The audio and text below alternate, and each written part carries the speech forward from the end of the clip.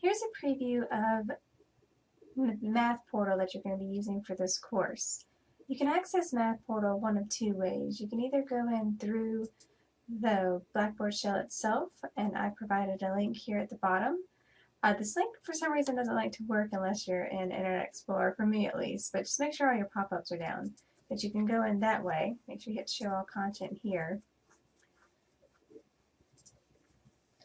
Or you can just always open a new tab, and the website name, and I'll make sure to leave this somewhere where you can see it, is courses.bfwhub.com/quantlit.php. So I'll put that as well so you can just copy and paste it. But either way, that's how you're going to get into MathPortal. So once you're in MathPortal, you need to put in your access code, which you should have got with your book. So you can either purchase one or register one. So if you're a student, here you can purchase the access code. And when you purchase access code, it's going to ask you these questions. So first you want to select the state we're in, which is North Carolina. And then your institution, which is PCC, and then your instructor, which is me. Now you're either going to be in Math 143.01P, that's the face-to-face section, or 7.1, which is the online section. And once you're here, you want to type in your first name, last name, email, and come up with a password hint, and that sort of thing. Make sure you use your email that's your student email. That way I can help you get into it, or at least an email address that you're going to remember. And you can see here that it costs a little bit less than the book. It costs about $84 here. There is an ebook, so if you do decide just to purchase it here, you do need a credit card. And it costs about $160 for the book and the access code, but just this purchase is $84.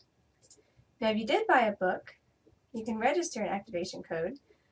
This activation code should come with your book, so when you open your book, make sure you can find it. When you have the activation code, you do want to put dashes in it as well. And here it also strongly suggests you use your school email address when you register this to get credit for all your work. So again, you're going to go through there and you'll sign right into the course. You're going to fill out this, follow the directions, and it'll take you right in. So let me show you what the course looks like. I'll sign in myself. And now once you activate everything, you can just log in every time. You can even remember it here if you want to, so you don't have to remember it every time.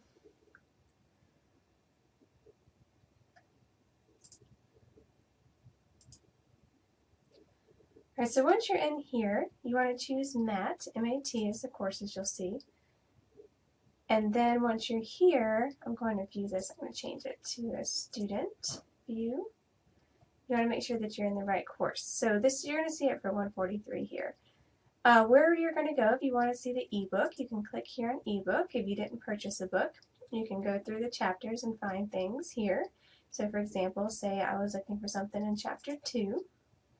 You can see all of the sections are identified here. You've got chapter summary, chapter quizzes, and all types of resources.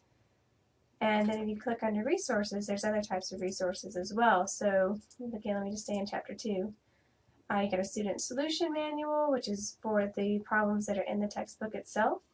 There are these little clips that will actually show you how to work out problems that are in the textbook. The bar graph in figure 2.7 shows the percentage of college. So you can use those as well. There's little applets here which you can use, which are just little plugins that will show you how to do certain things. Let me go back. And where you're going to find all of your things are going to be under assignments. So here's where you're going to find all of your work. So these assignments, I have them numbered by module. If you click on each module, you'll see each assignment there. So you see the critical thinking and homework. So either you have a learning curve assignment, which is indicated with a check, and homework is indicated with this little disc. So you either have a homework assignment or learning curve assignment, and you can see on your pacing guide which is due. So if you click on the learning curve assignment, for example, it says that right now you have a 0. Once you reach a target score of 150, you'll get full credit for completing the activity.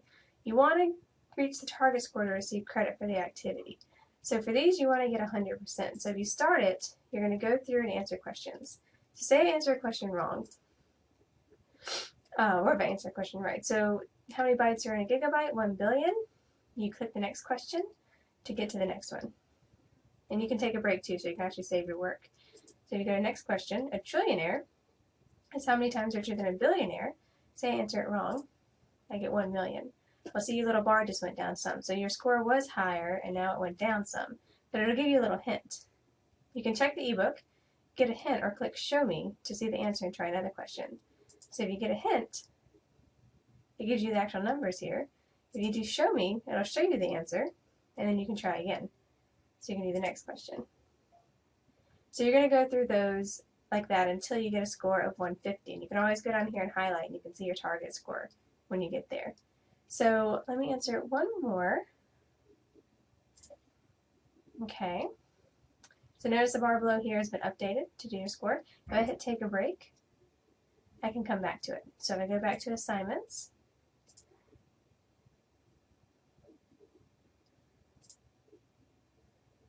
I can see that I still have some of that already done. So you can always come back to it. It saves it automatically. Now for homework,